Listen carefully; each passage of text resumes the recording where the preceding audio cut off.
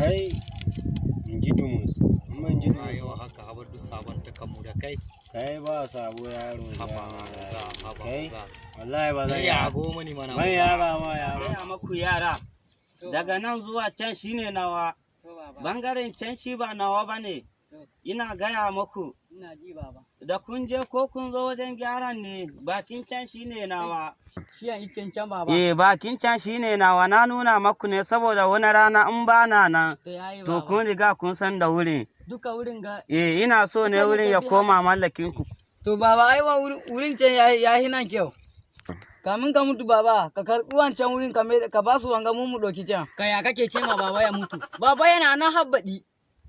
Ya dai zai mutu da ya yi soki. Shi ake kira rashin tarbiyya. Ga rashin tarbiyya.